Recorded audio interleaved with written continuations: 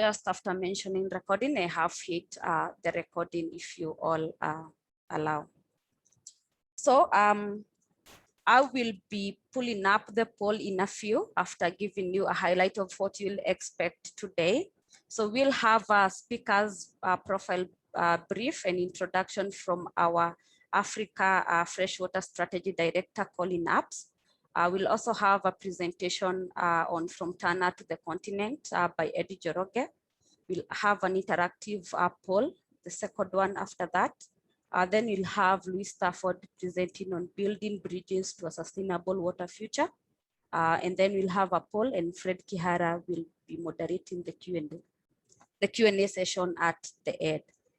So without much further ado, I'll just share the first question of the poll. You'll see a pop-up in your screen, so kindly be quick. Will be just 45 seconds for that. It's on how many waterfalls do you think are created worldwide? We'll hear the answer from our presenters in just a few minutes.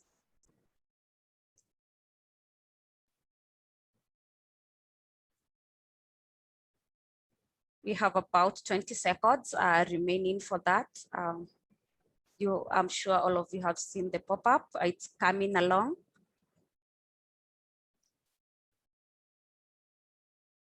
About 10 seconds now. And I'm sure all of us are excited to see exactly what the number is. So I have gotten good responses. So those are the results. The majority saying about 21 to 40. We'll hear from our presenters. So I'm now inviting our Africa Freshwater Strategy Director, Colin Apps, who will give us a brief on our speakers as well as introduce the topic. Karibu sana, Colin. Asante sana, Florence, and thanks everyone for being here today. It's really exciting to see so many old friends and hopefully soon to be new friends as part of the Africa Water Funds Network.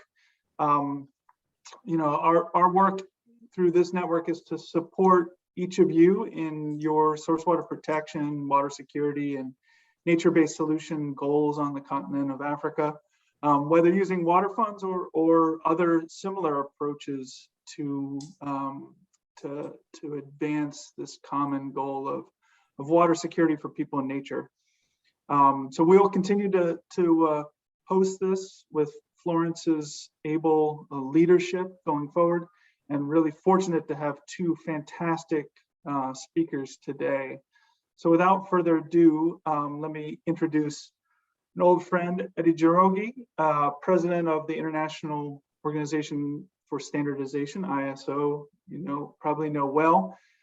Eddie is the former CEO of Kenya Electricity Generation Company, where he spearheaded the transformation of the company from a parastatal to a publicly listed company. He has a long history in the energy sector as well as the water sector, but most importantly, from our perspective at least, over 6 years ago in the early days when very few were betting on the Nairobi Water Fund, Eddie volunteered his valuable time as a trustee and then president of the Upper Tana Nairobi Water Fund.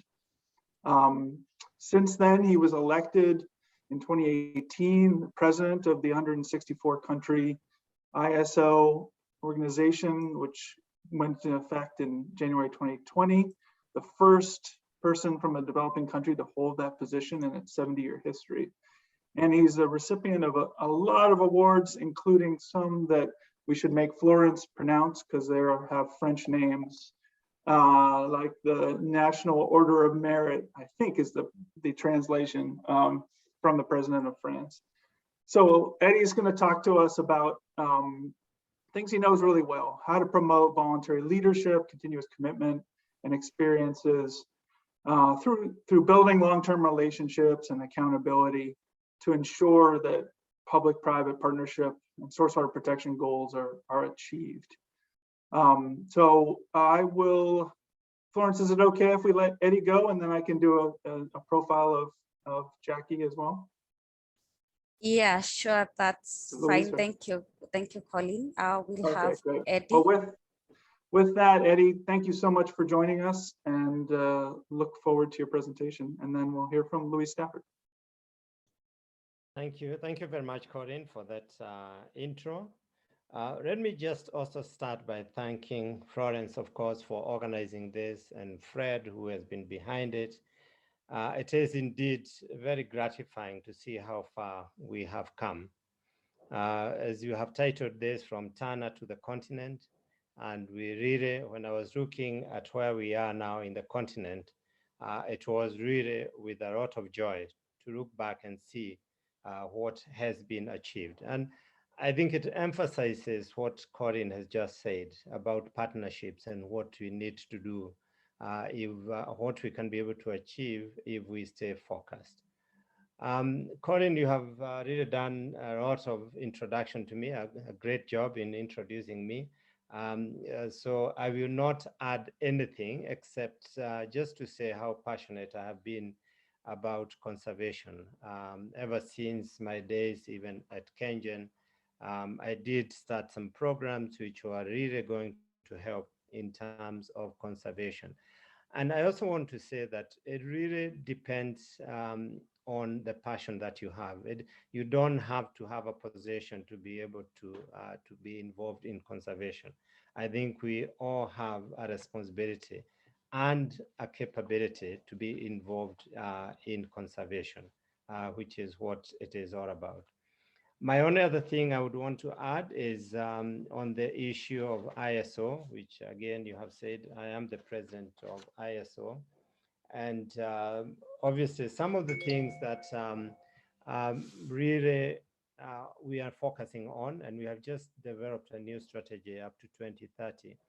And climate change is actually at the center of it all. Climate change, sustainability. We have now developed a tool for mapping the sustainable development goals against all the standards that we have, which means that you can look at a standard to achieve a certain SDG. But enough about that. That's not what we are here to talk about. We are here to talk about water funds, and to talk about from Tana to the continent. So to all the friends who are online, I really thank you for this invite. But let's start on, and I'll skip some of the slides. I'll go through them very, very quickly so that we can concentrate on where it is really important, because in some of the information most of you know, so we will not spend too much time around that. But this is about TNC, which is important because TNC is the one which formed us, which started us off, and all the water funds that are there. And therefore, it is always important to look back and see what sort of organization is behind what we are trying to do. And of course, being a global conservation organization, came to Africa 11 years ago, and in 72 countries, and really has done a lot in terms of conservation, so many hectares of conservation, and continues to expand in terms of the areas that they are expanding. If you look at that map, there is Seychelles, and that's, for instance, the blue conservation, which is happening there. It was a very innovative way of trying to do conservation. But again, as I say, these are just to highlight, but you can read more about those and you can have more information if you want. Let's go to the water fund model. Again, something that you all know. And we always used to say, and I remember, Luis, when I came to Cape Town, what we were saying from the tap to the top, saying that the people at the top would help at the top, which is the conservation area. And that's really the basic concept of a water fund model, that the people who are users of water downstream should help in terms of conservation upstream. It's not just the people who provide the water, but there should be people who should help in conservation. But more importantly is that this is not individual effort. This is very collaborative effort. And we want to involve the communities upstream to be part of the conservation. It's not us going there and telling the people upstream what they need to do. It's making sure that they are partners with us in terms of what we are trying to do in their own chambers and in those conservation areas.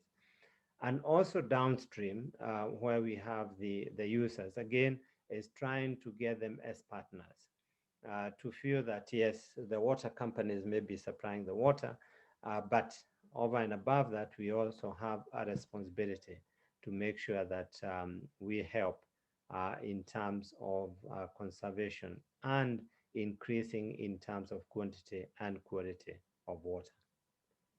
Next slide, please. So the water funds across the world, that's the answer to what question which was asked. I saw 39% of the people, I think, said 40, more than 40. There are 43 water funds already in existence in 13 countries. The first one, perhaps you all know, is Quito in Ecuador, which was started in the year 2000. Of course, within Africa, you know, the Upper Tana Nairobi Water Fund was the first one, which was launched in 2015.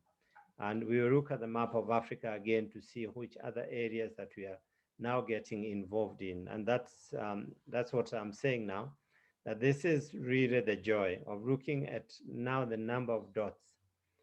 In 2015 or 2016, 2017, there were only 2 dots on this map. Obviously, Cape Town had sort of started in 2017, 2018, but Nairobi in 2015 was the only one.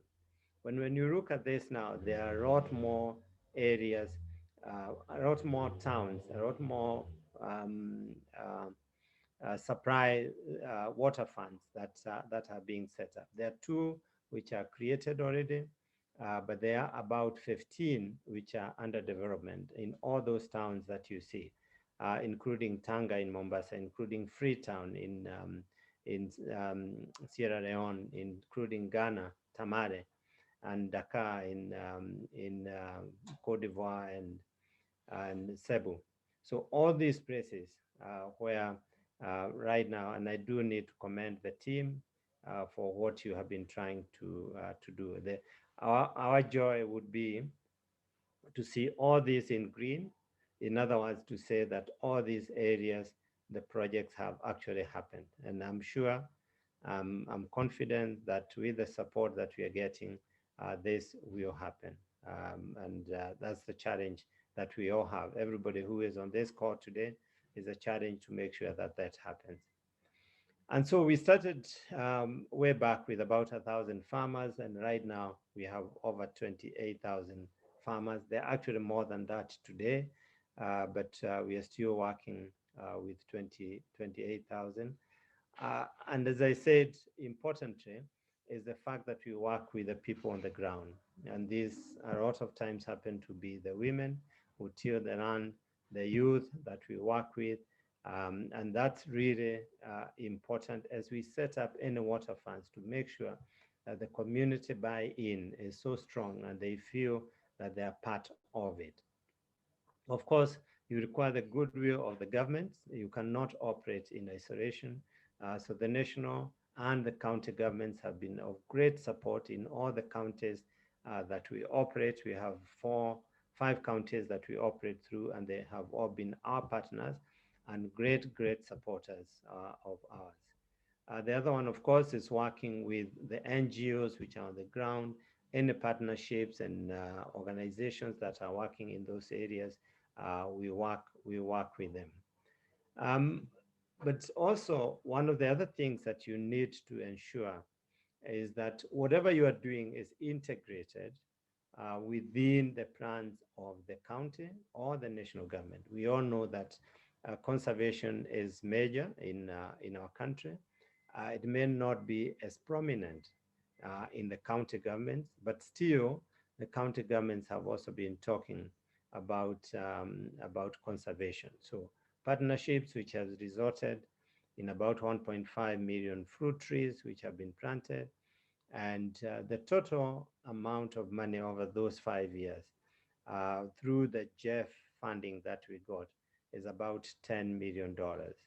And we also try and work with the counties, the county governments themselves, to try and do match one-on-one in terms of what they produce. And we continue working with them to make sure that this is truly a partnership between the governments. On the right-hand side, you see the number of farmers that, okay, the slide has been moved, but that was just an indication of the farmers to total up to the 28. Um, we have obviously been, money is always important for this, and we have been fundraising, and I'll talk also about the endowment fund towards the end. But annually over the 6 years, about $1.5 million. We have had really um, very, very committed projects, audacious projects that we have tried to do to ensure financial flows. We are looking at, as I said, the endowment fund, which we have, for the time being, said we want to do $7.5 million.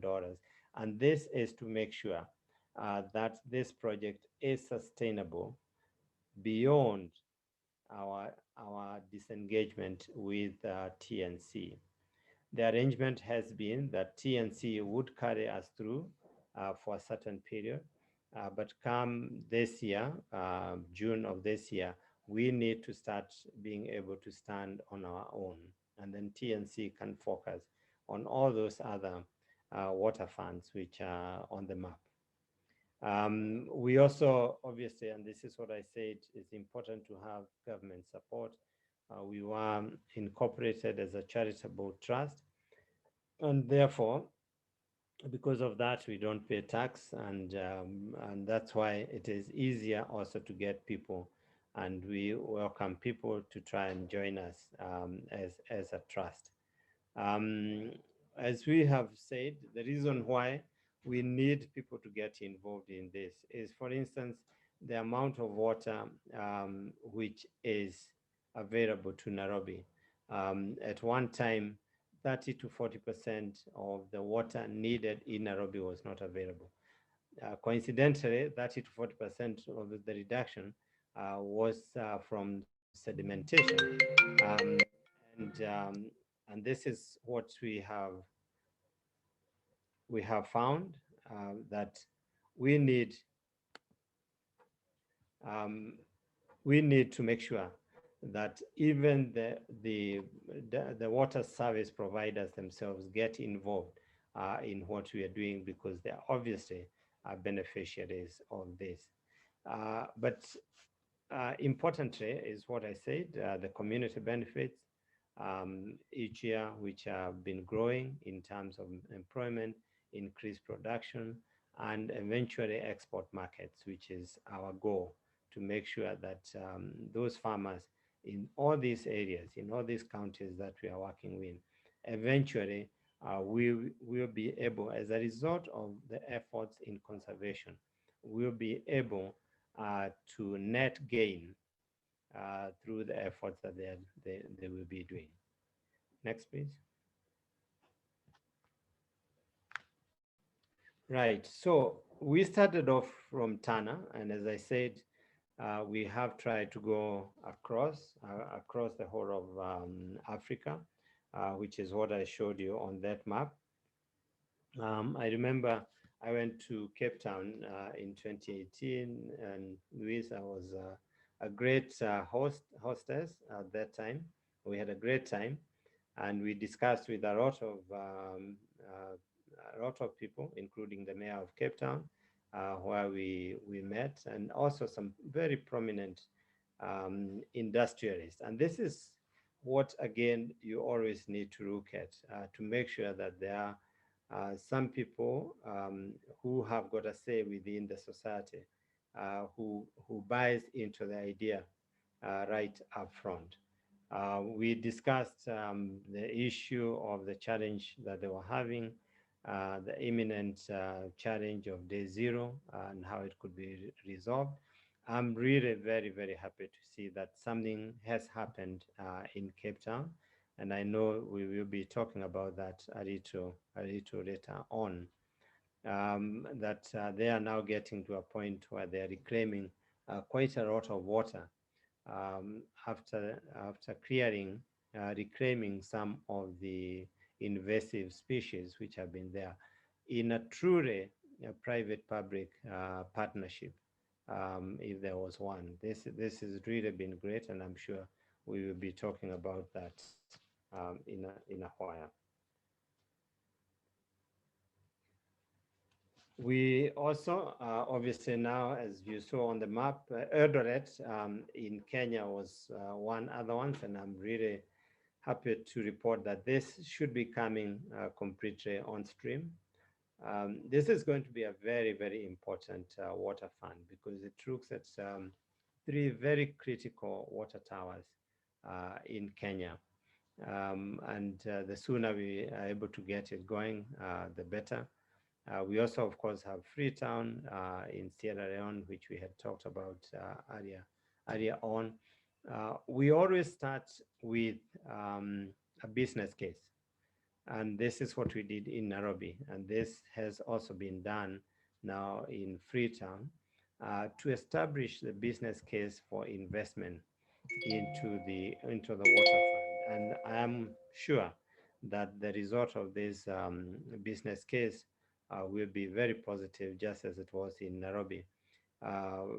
For your information, Nairobi was 1 to 10. For every dollar you invest, you save some $10. Of course, Mombasa Water Fund also, which will be the next one. Malawi, Addis Ababa, Dakar, Ghana, all the ones that we had said. We are preparing for the 9th World Water Forum in 2022. Also, of course, Durban, which is perhaps the next city that we'll be looking at after Cape Town. I must add that none of these water funds is exactly the same. The water sources could be different. The conservation methodology could be different. In some of the areas, you'll find that yes, you do need to make sure that you look at what works in your particular area. The model that we have for Upper Tana obviously is working with small-scale farmers, which portends some challenges. But that's, again, when you look at it, in terms of effectiveness, in terms of impact, it is very, very high impact. There are some other areas where you may find that it is not impacting on so many people, but overall, still the impact is there. But you are not interacting with as many people as we are interacting with in Upper Tana. Next, please. And so we can all play a role in this. And this is my challenge today. And I know the people who are on the call today are people who are perhaps committed to this. But nevertheless, we want to feel that there are more people that we are encouraging to join. This is from the public to private sector. We need everybody to be able to help in setting up water funds, in making sure that conservation is ongoing. And there can be different models, again, as we have said.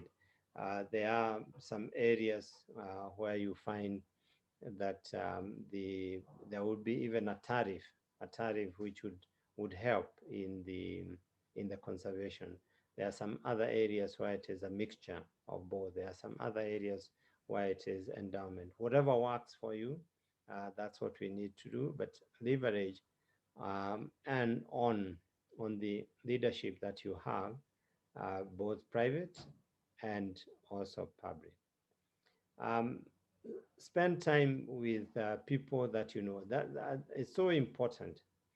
for you to start by identifying the champions that you need, that you have in your own country, and this must be local, of course. And those champions would then be able to help you in terms of opening whatever barriers that there would be. There will always be barriers when you're setting up something like this, which a lot of people do not understand what you're talking about. And therefore, it is important to have people who can be able to help you. Also importantly is the governance structure for people to be able to trust you with the funds that they want to either donate or put in this.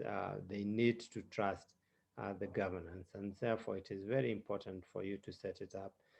In the Upper Tana Water Fund, of course, we have uh, myself as the president, we have the trustees, we have the board of management, um, we have the counties themselves, the participation of the county governments.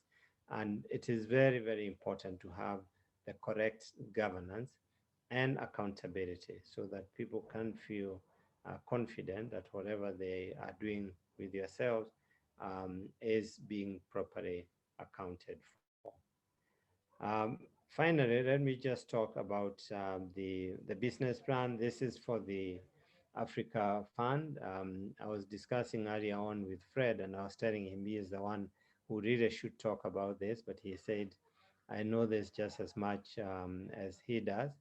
But it is really the business plan which has been done for up to 2025, looking at 5 outcomes, which some of them I have touched on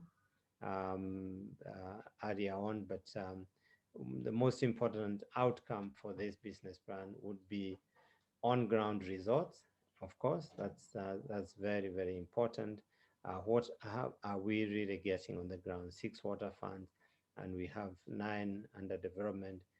But more importantly, by 2025, how many will we have launched, which is 6, and how many will be under development? Water sector spending, we have partners, and also looking at people, the public, who will be able to fund us. How can we influence in terms of outcome the water policies in various countries? In some countries is more advanced than others, but it is important for us to help shape the policies, the water policies in various countries. The fourth outcome is very critical. This is capacity building, because we feel, and this is what we have been doing at Upper Tana. We have had even programs of internship, people who come to just acquaint themselves and be interned in what we are doing. But we need to build capacity within the continent. We need to build more people who are involved in conservation, people who understand why, not necessarily how, but why we are doing this. That's what we need to do. And finally, the outcome would be a community of allies, partnerships. I have emphasized this a lot, that it is so important to have partners in this, and this is why it is important to have as an outcome a community of partners. With that, I would want to just say thank you very much. And I know there'll be time for questions. Thank you. Asante. Merci beaucoup.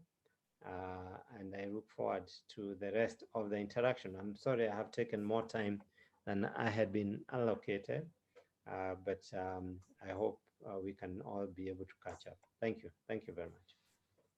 Thank you, Eddie. That was such a great presentation. So I'll give it to Colleen to introduce our next speaker, Ms. Louise. We can do the poll at the end. Great. Yeah, we'll do Q&A at the end. And thank you so much, Eddie. You may have taken a little bit more time, but you've given a lot more in the last 6 years than we could have ever expected. So happy to give you time. And it's a great handoff because, as Eddie mentioned, part of having a solid champion in the water fund space is having somebody that can help you at the advance things politically, partnership-wise, and that he did that given his positions on boards across the continent, including in South Africa. So it's a great handoff to Louise. Really briefly, Louise Stafford's joined the Nature Conservancy about 4 years ago. She basically started the whole South Africa program for the Nature Conservancy as our source water protection director, focused first in Cape Town and then more broadly across Southern Africa and South Africa.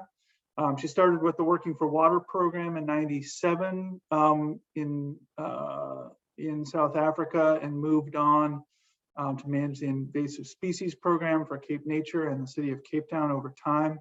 She's a great leader in the Cape Town area and across the country.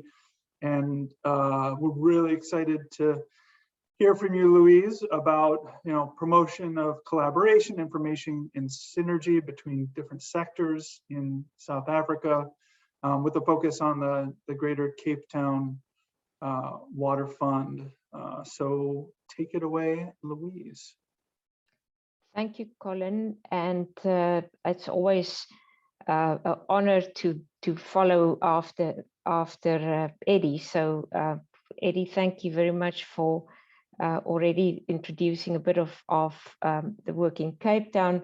So I'll be building on what Eddie shared. I'm just trying to find my presentation here. So as Eddie mentioned, there's quite a few, or the Upper Tana Nairobi Water Fund was the first water fund in Africa. And in Cape Town, we're building on the successes of the Upper Tana and the leadership that Eddie provided, Fred Kiara and others, is really the trailblazers for us to follow, and they actually make our lives much easier because there's an example. Without an example, without proof of concept, it's very difficult to get these things off the ground. So just the context in the case of Cape Town loses 55 billion liters of water every year. This equates to 2 months water supply to the city of Cape Town as a result of invasive alien trees that grow in the catchments. And if we don't do something about it, the water losses will double within 20 years.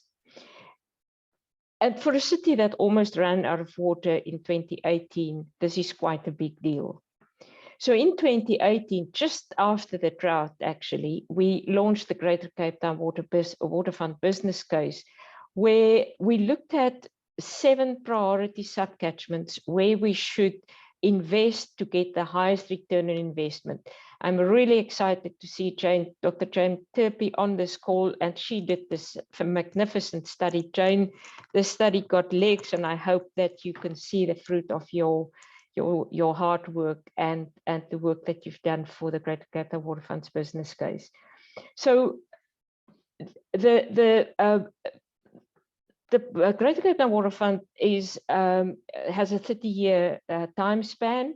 The first 6 years are the high impact phase. That's when we go into the mountains, cut down the big trees. It's costly, but that's the time frame that we looked at, that we can turn the current water losses into gains.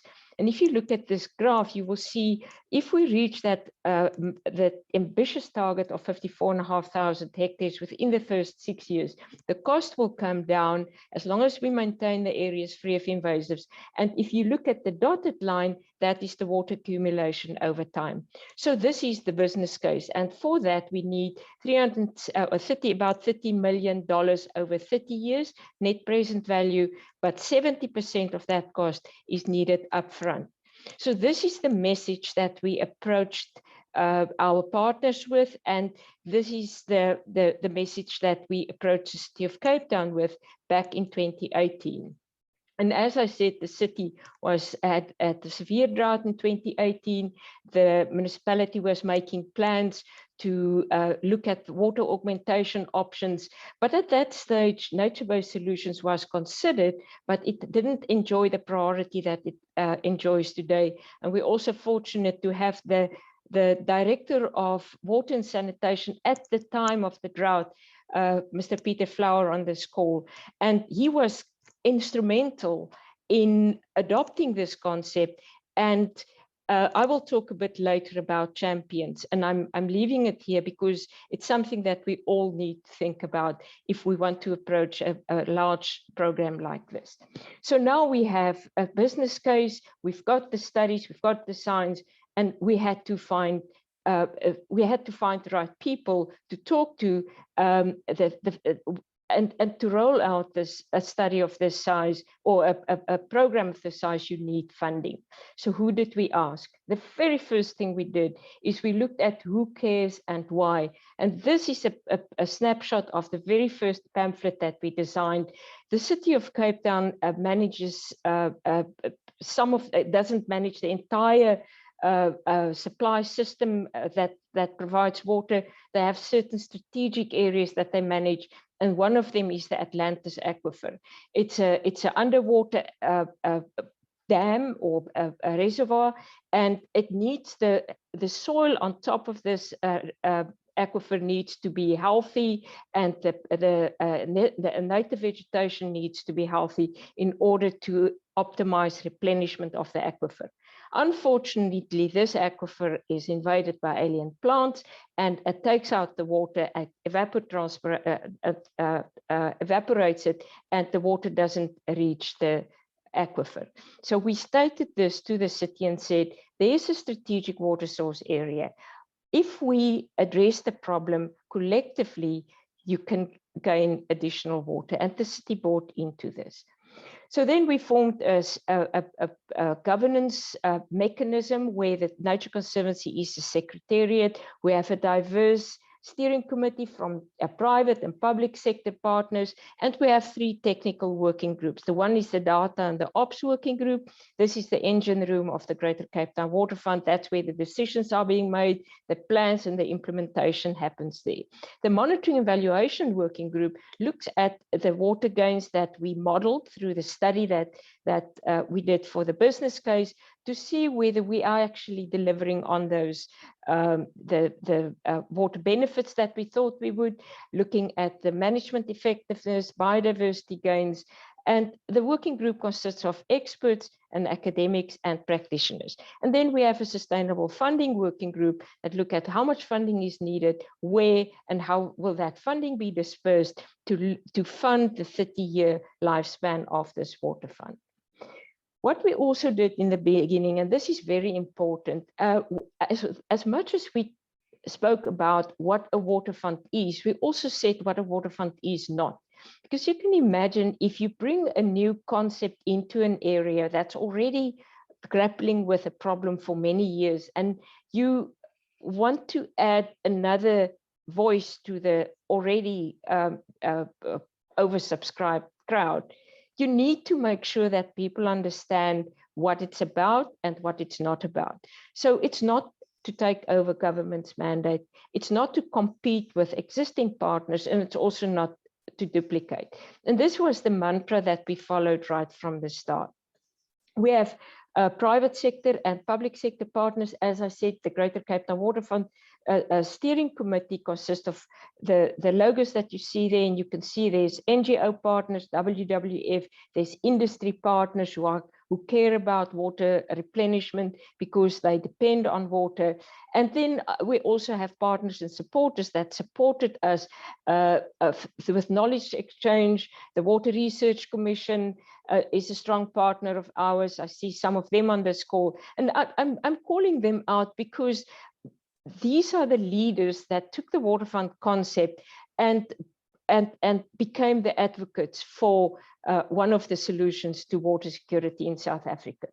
Then we had a theory of change. We looked at the problem, and it was sometimes uncomfortable because many of the people who unpacked the problem was part of the existing efforts to solve it. Then we looked at opportunities and obstacles, developed a strategy with clear outcomes. And this is crucial to understand in which direction we're moving. And we created this vision of providing sustainable water use to current and future generations. And we also made some assumptions. And this assumption that we made is that we will have sufficient funding. We will have buy-in from one of the biggest water users, the City of Cape Town.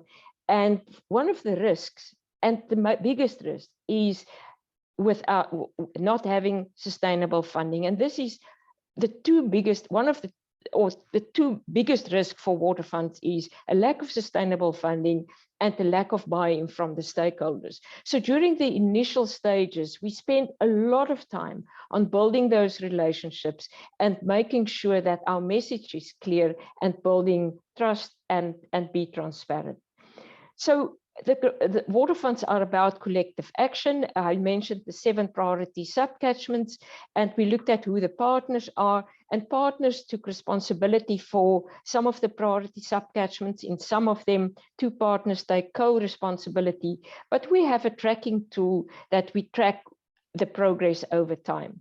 Then we went and we divided I mentioned that we have 54,500 hectares to clear it within 6 years.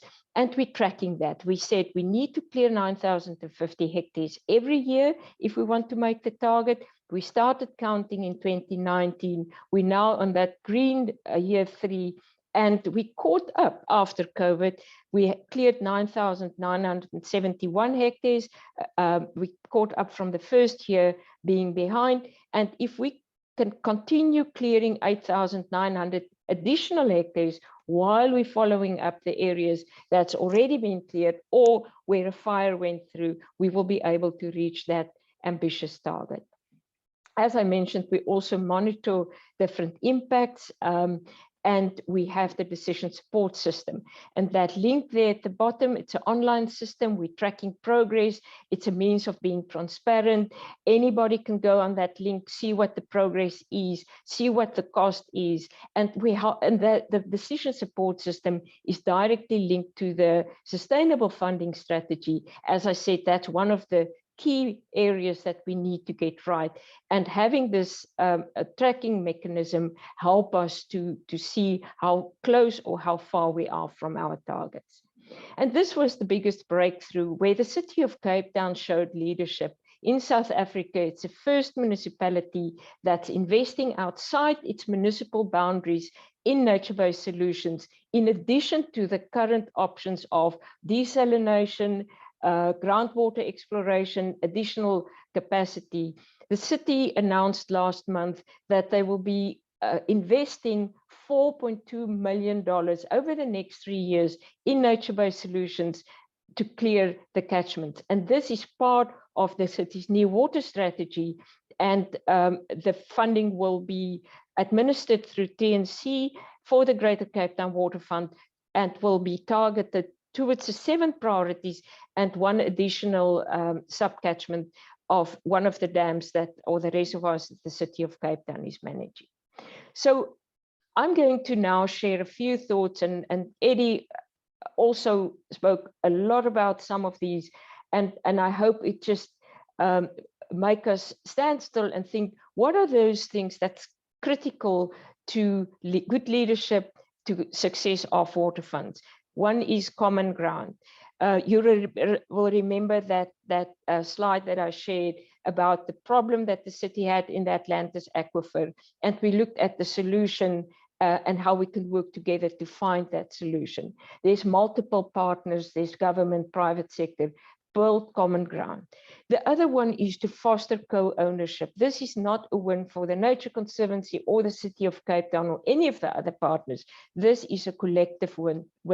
So we co-own the water fund, we share the responsibility and the commitment, and also the tears and the difficulties.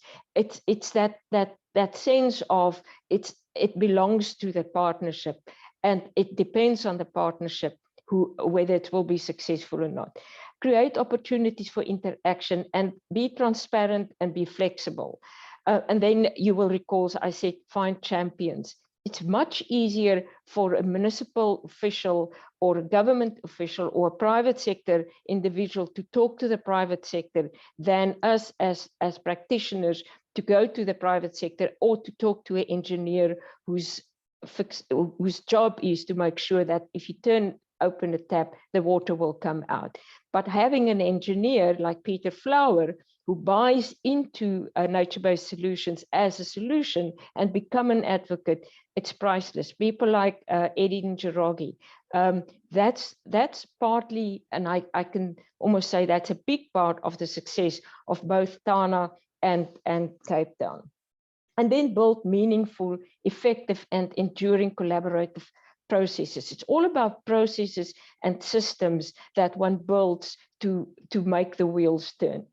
And the big thing is not to be scared. Move forward, innovate, demonstrate progress, and be willing to make mistakes. Own and share the mistakes, because we all learn through mistakes, as long as those mistakes were made through being transparent and through being innovative. And then the key is to monitor, to be adaptable, and to be flexible.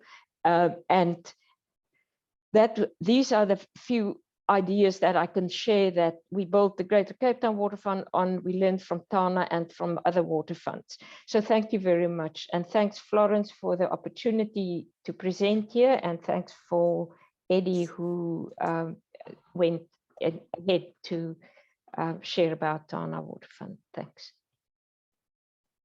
Thank you so much, Louise. That was really a great presentation, and congratulations once again for the $4.2 million memorandum of agreement with the city of Cape Town. So time is really running out. I think we'll go direct to the questions, and I'm hoping next time we'll have polls running. Fred? Thank you very much. I would like to appreciate everybody who spoke today, and I also want to appreciate everybody who is typing their questions on chat. We are picking all of them, so I'm going to pick a few for responses by both Luis and Eddie. Keep typing them. We've also requested if you can get a chance to type your name and where you are joining us from. We appreciate, and we'll compile that. First assurance, I think I'll allow two people to ask their questions on the floor if they have their mics ready. Dr. Joram Kagobe has two quick questions for Eddie, and Dr. Caroline Ouko. Also, I'll come to you in a minute. If you have your mic ready, I'll allow you to ask your questions quickly. 30 seconds only. Before that, I want to preempt some fear by Lamadhani Nyabuka and the team in Taga, who say they missed their name in one of the lists. Taga is on the map, and Taga is rolling. Taga in Tanzania, the first water fund in Tanzania, is heading to design. So, and they're also starting pilot activities there. So, Ramadan, thank you very much for that.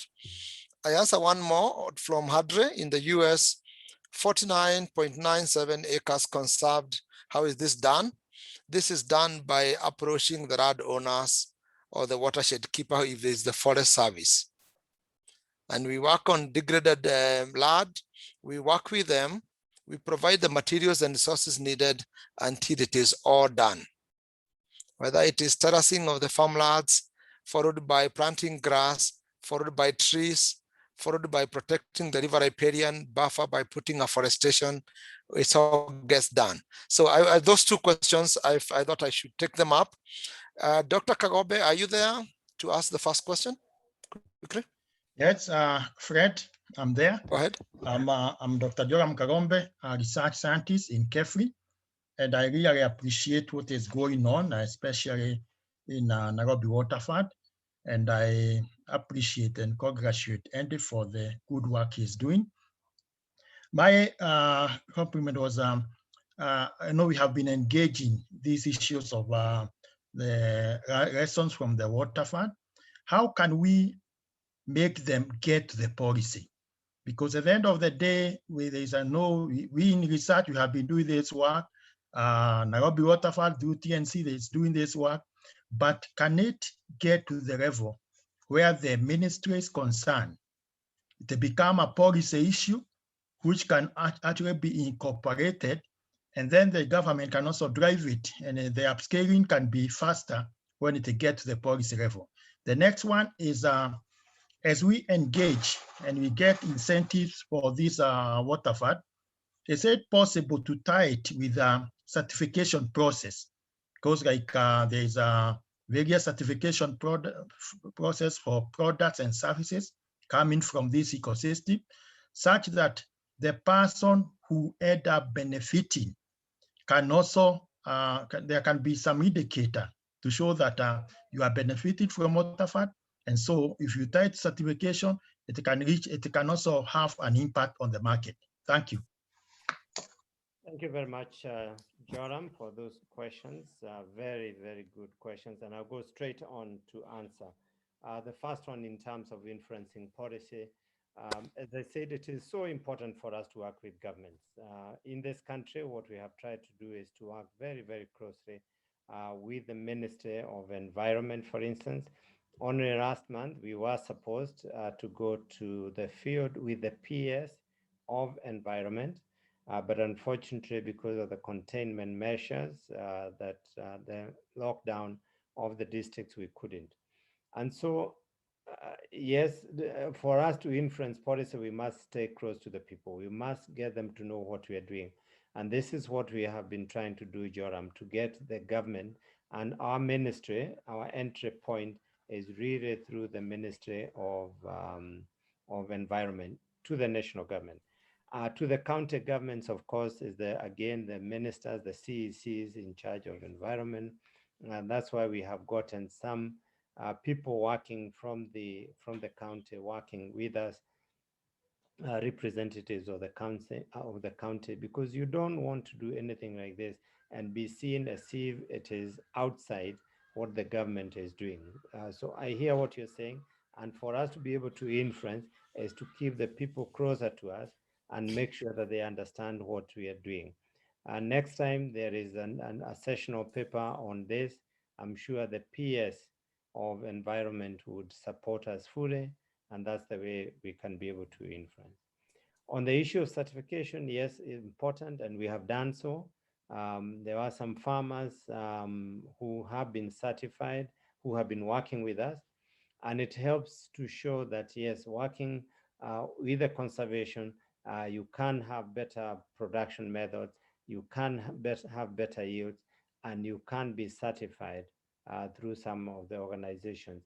I think, Fred, you just need to remind me what the certification that we went to give in Nyeri about a year ago or so. Thank you. This was the rainforest and certification that for 8,500 farmers that are doing coffee with sustainable land management. Yeah. Okay. Thank you. Thank you very much, Eddie. Thank you very much, Dr. Kagobe. I will push 2 questions to Ruiz before coming to Dr. Caroline. I corrected myself there. The land conserved was 49,000 hectares and not acres and not 49. So 49,000 already done in Tana and counting. So Luis, 2 questions. One of them is from Katie in Malawi, and the other one is from Prashin Singh. Katie would like to know, how do we get stakeholders? How do we go about the process of selecting them?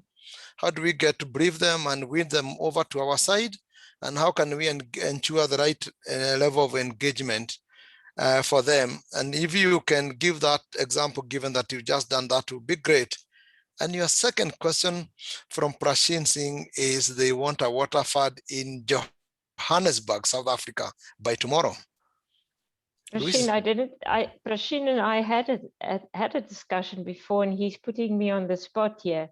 Prashin, we can take this offline and explore a bit, because it's water funds are, you know, it requires the science, it requires focus, and it requires prioritization, as you heard.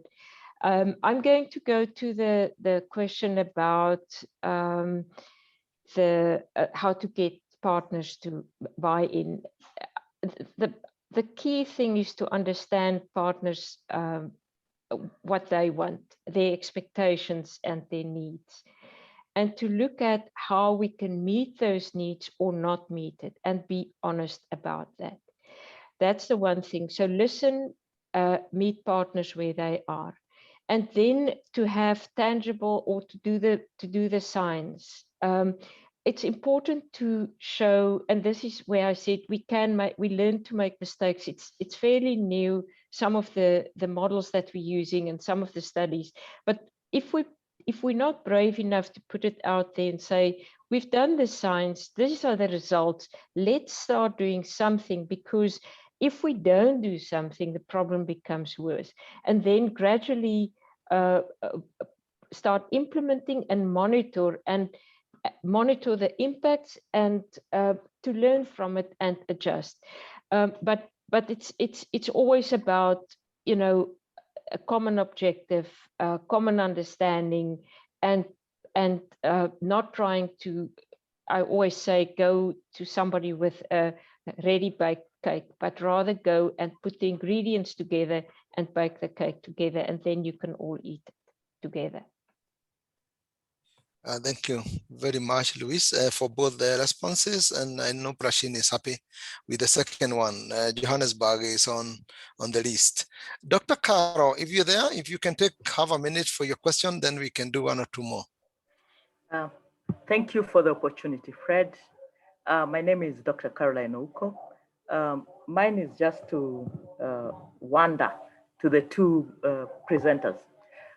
The payment for water services, or the water fund, is a very innovative and a good conservation incentive. Have you endured any challenge which needs a risk plan before you bring in the business plan? That is my question.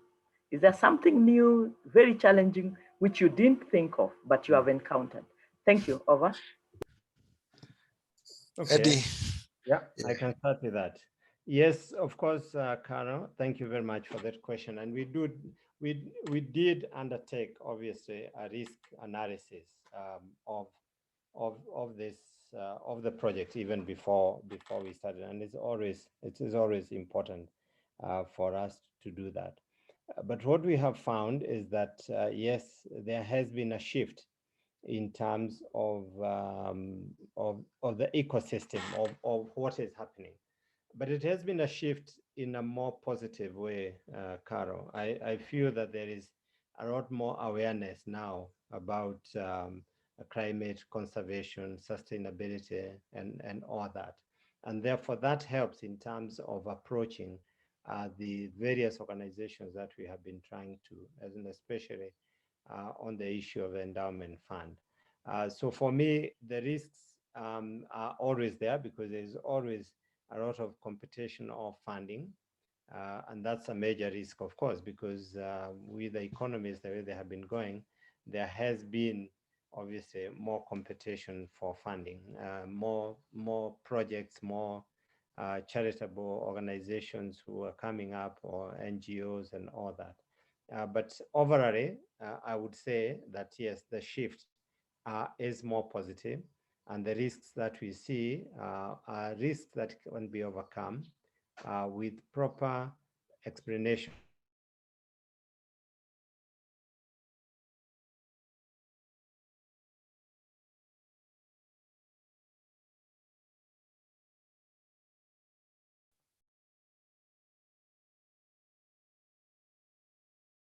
Florence, did I just lose Eddie?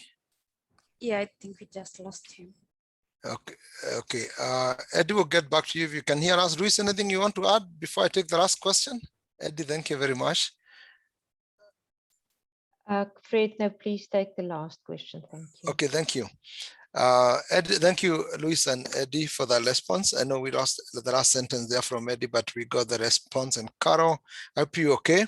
Again, assuring everybody that we'll get all the questions, and if it's not asked, we will respond to that. Some of them are very contemporary issues. Job Kihaba about COVID-19 challenges. I'll put that together with this question from Judy and Manoring from Tihaga from South Africa, who is actually asked about who are the range of stakeholders who are investing in the water fund. Are they donors? Are they business? Are they industry? And if there's a pattern we are seeing, like the moving from country to country on those who are very interested, so that we could probably be more efficient as we go to them. Luis, you want to respond to that and then see if we can get a question from Eric to cross?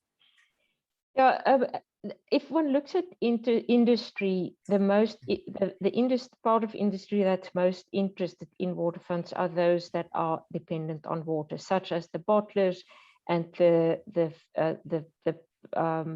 soft drink producers. Those are the people or industries that's most interested.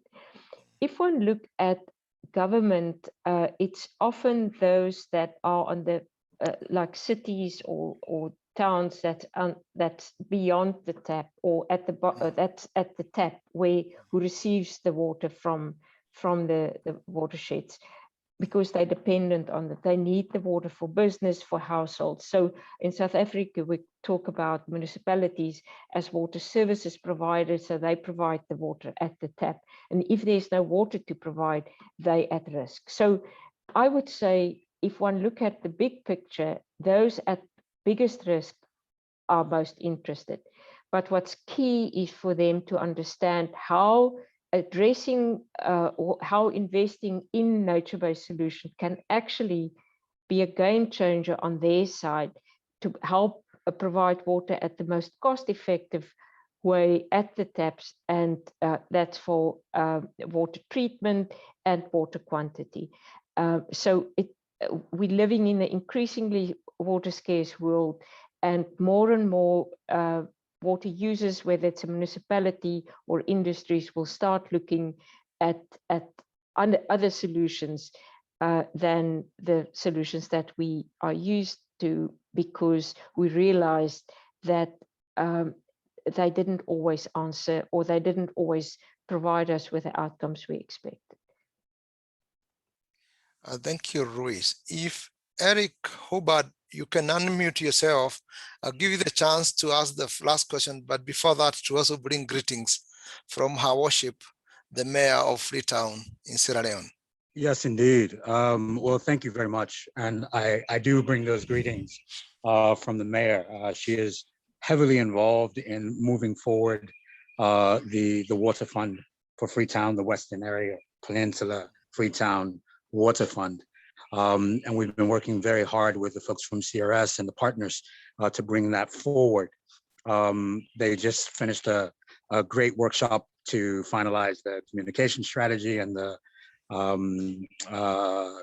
fundraising strategy, the resource mobilization strategy. But I guess what I want to say here, it's a bit of a comment and a question that I will also bring to the steering committee. I think that this engagement here has been so important and critical. And we need to be able to bring it, particularly what, sort of Luis was just saying, in terms of how we actually get governments, local government, and, sort of in the Sierra Leone context, we have, sort of layers of government that are involved in the development of the water fund. It's not just the local government. We need to get them to understand how nature-based solutions can solve these problems sustainably. And we're having a lot of discussions and we're building out, but these sort of critical drivers of change and understanding and of transformation, sort of in the water space, in terms of using this tool really strategically, it's not exactly coming through, right? I mean, we do a lot of doing to build, but the penetration, to sort of bring folks on board is not exactly getting there. We're still, we're still in the development phase, so that makes sense. So sessions like this, kind of a fund-to-fund session, where we have Louise and we have Eddie talking directly to those stakeholders, right? And sort of this issue of champions, we are having a big issue around how we actually bring the private sector on board, how we create a water fund that is balanced, that is not too government heavy, right? That is truly a public-private partnership, and that has non-government participation at the highest level, and being able to target that and understand how that can actually work to make the process sustainable. And where CRS comes in at this stage, to provide the support, right?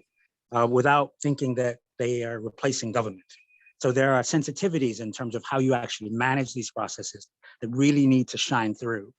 In the Freetown context, and I'm sure that's the same case in Dakar and also in Tamale as these processes will move forward. So we need to think about that engagement, like this process, to support those teams, sort of as the development process is moving forward. That's what I wanted to say. Yeah, no, thank you very much. It's a great comment. I might actually say, ask Job Kihaba, who is here from Nairobi Water Company, to say how they feel when others like us and people in business join them in conservation as we cross. I think, Job, if you're there and you have your mic, you can unmute yourself and let Eric know. How do people like you feel when you see all of us in business and from consumer base coming to support you and NGOs? Job Kihaba, are you there? I can see Job, but I can't hear him. Hello? Yes, we can hear you now. Yeah, I'm saying I feel very excited Yes, now when yes, we are very in well. the conservation business together. At least you are assured of tomorrow. Thank you. So Eric, your points are taken, and I think it's everybody's duty. I think water is everybody's business. It's everybody's business to conserve water sources. And we soon going to launch in Dakar our own mantra that there's no water security without ecological security. So that we can all invest. Water comes from nature. And also there's no ecological security, of course, without water security, because each fuels the other one. So I want to take this opportunity to, I know we have a few, 1 or 2 questions we haven't responded to. We will be putting the response when we give, we share the recording from this call. But in the interest of time and to thank everybody for having been really generous with us and extending beyond the hour, is to let you know that we really appreciate your audience and really appreciate your participation. To our great presenters today, Eddie Jeroge, I know you have lots of things to do, and also Luis, who is carrying the whole of Cape Town and the challenge, because you promised people there will be no day zero again, so nobody's going to take that threat again. You're there. You're going to provide the solution. So we want to thank you for having prepared very well and delivering such world-class presentations to our team. Just for those who may have joined us recently, this network, we want to grow and we want to serve this space. We want to be a sharing platform where we can learn from our leaders and also implement the lessons to make Africa great. Water security is everyone's business. So Florence, I take it back to you and say thank you very much for the opportunity. Thank you, Fred, Eddie, Luis, and Colin for the great call today. You are all great speakers and really appreciate your time and dedicating it to this team to help us grow together. Thank you, members, for the interactive call.